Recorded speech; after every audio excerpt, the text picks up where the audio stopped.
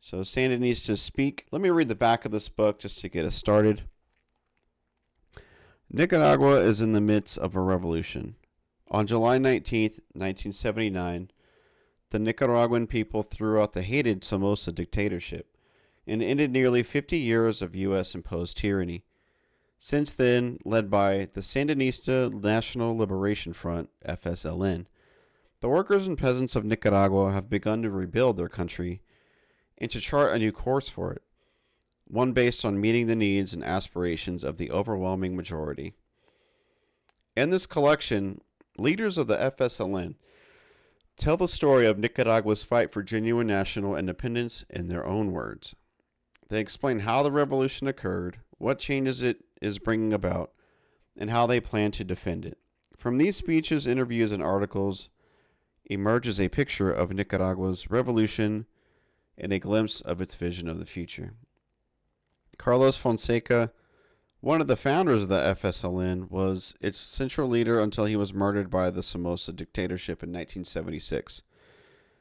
Tomas Borge, it's probably Borge, Daniel Ortega, Humberto Ortega, and Jaime Wheelock are all members of the FSLN's National Directorate and play major roles in the government of national reconstruction. So that was the back there. Here's a map right here.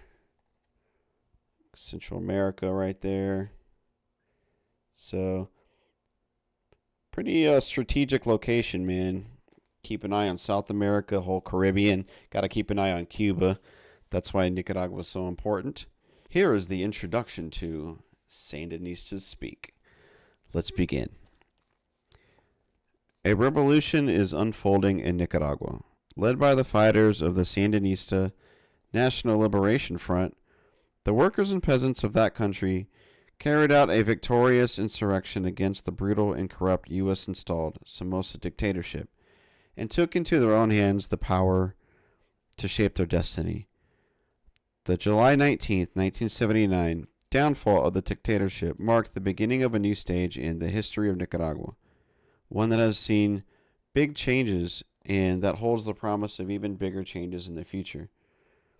From the start, the U.S. government resisted these changes, as it became apparent that even increased military aid could not save the personal dictatorship of Anastasio Somoza. Washington maneuvered to find a solution that would leave intact Somoza's military force, the hated National Guard. When that failed, first Carter and then Reagan used promises of aid and later military threats and paramilitary attacks in an effort to slow down and overturn Nicaragua's revolution.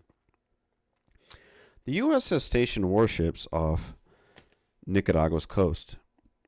It plans to construct new military airfields in neighboring Honduras. In violation of U.S. laws, it has given the green light to military training of remnants of Somoza's National Guard and other counter-revolutionaries at private camps in Florida and California. And the CIA has trained, armed, and supplied several thousand Somozaist counter-revolutionaries and mercenaries stationed along Nicaragua's border in Honduras. In early 1982, it was reported that the National Security Council had budgeted at least $19 million to promote destabilizing and covert actions, including terrorist attacks, against the Nicaraguan people and government.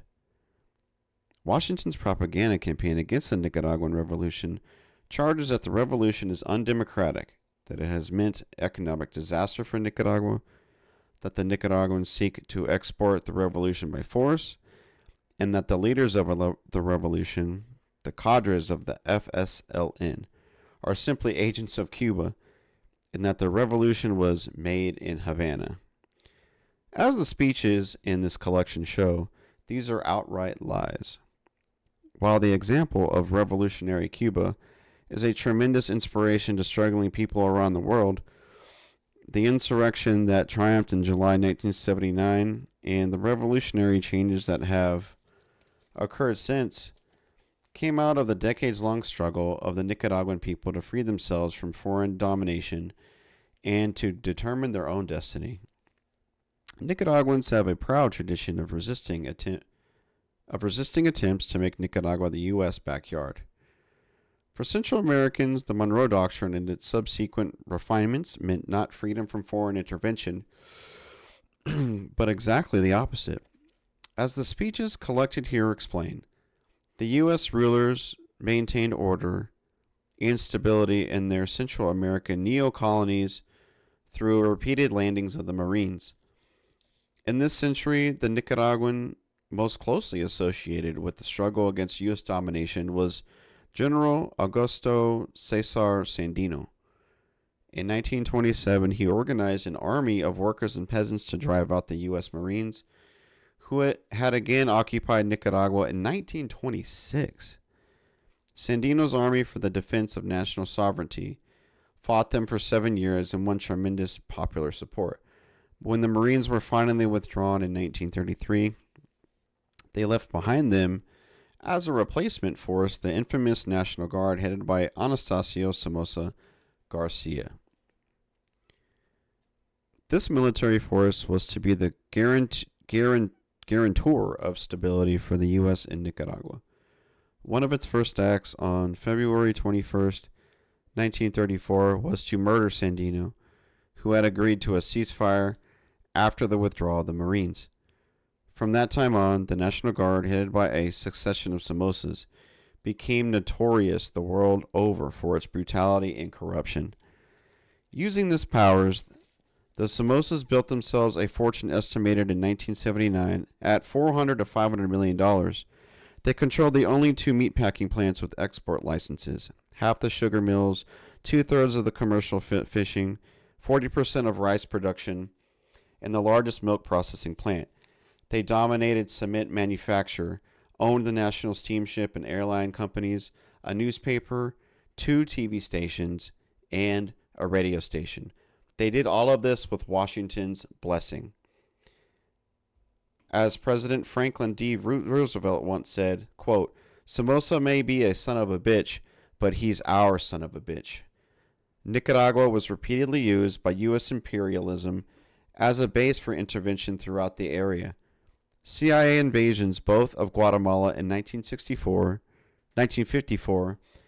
and of Cuba in 1961 were based there. The great wealth of the Somozas were amassed at the cost of great suffering for the Nicaraguan people. Under Somoza, half the population was illiterate. Infant mortality was so high that in poor neighborhoods, 1/3 of all children died before age 1. Life expectancy was only 50 years. 80% of the population of Managua, the capital, lacked running water, and only 1 house in 10 had a decent roof. Half the sick received no medical care at all. Inequitable distribution of the land meant that many went hungry. Half of all the farmland was owned by less than 2% of the landowners, while the poorest 50% of the farmers held less than 4% of the land. For these farmers, the average annual income in 1972 was only $35. These terrible conditions led to widespread opposition to the dictatorship and a continual struggle against the regime and its North American backers. Out of this tradition of struggle, the FSLN was born. Carlos Fonseca Amador, Tomás Borge, and Silvio Mayorga, veterans of the student struggle of the 1950s, joined with others, including a veteran of Sandino's army, Colonel Santos Lopez, in July 1961, taking their inspiration both from Sandino's struggle and from the successful Cuban Revolution of 1959. The struggle, the FSLN, began then with a guerrilla front along the northern border, was to last until the insurrection.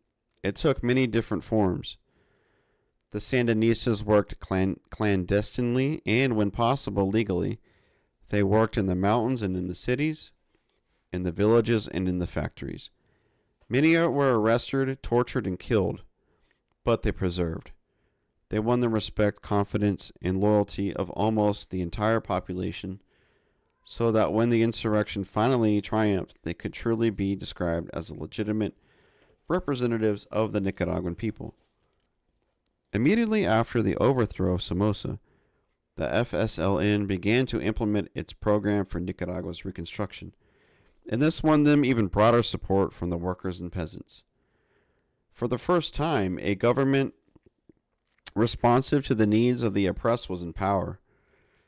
The revolutionary government launched a literacy campaign to teach the people how to read and write. It confiscated the property of Somoza and his closest collaborators, bringing about 25% of the cultivable land under government control. It nationalized the banks and sought to use the resources to rebuild the devastation caused by Somoza's National Guard. It encouraged workers to form unions and enforce workers' rights such as the 8-hour day, paid vacations, and Social Security protection. It helped organize workers in many plants into production committees and took additional steps to increase workers' participation in planning production and managing factories.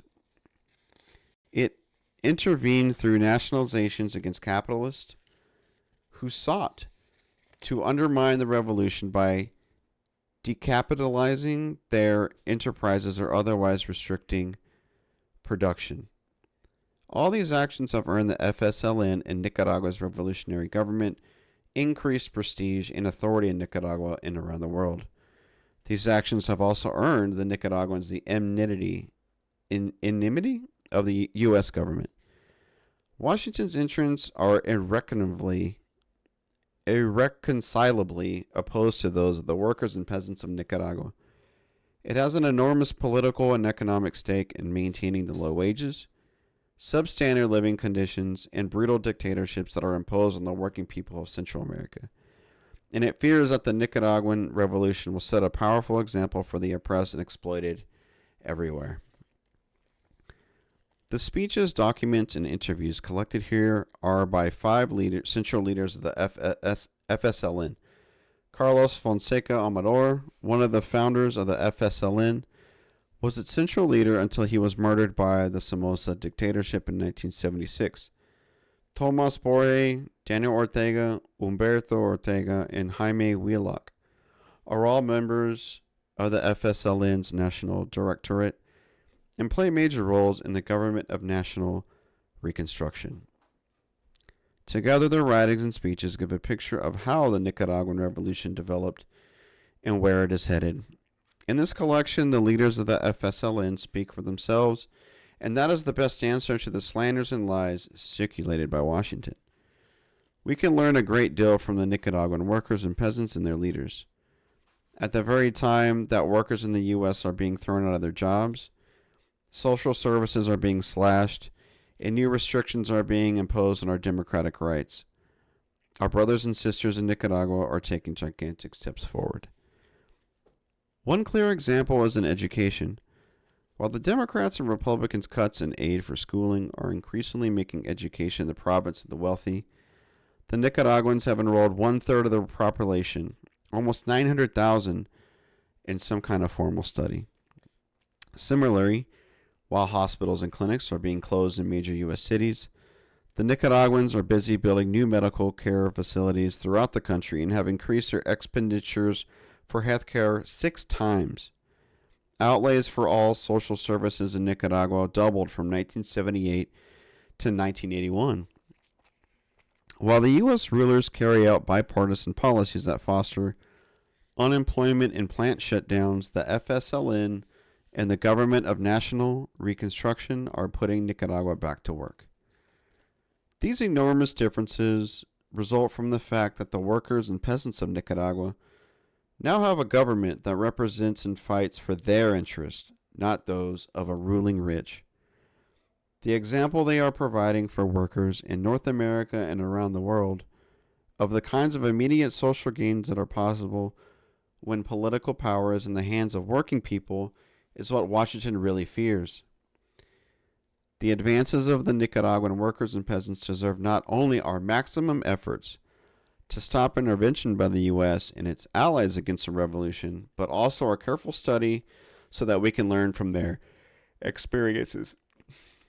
Bruce Marcus, April 1982. Boom. There goes the introduction, guys.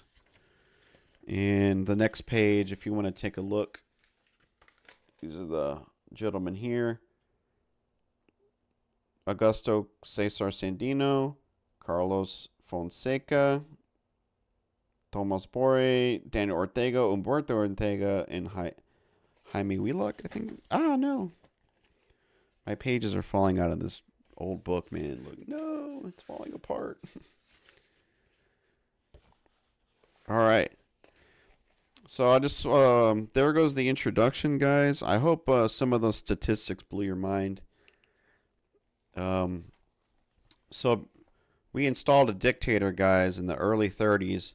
Been there what, almost 50 years. The Somoza dictatorship, and the standard of living across the board went down. That's what the United States wants. The U.S. and the West, the mega transnational corporations, guys. They need the general population weak.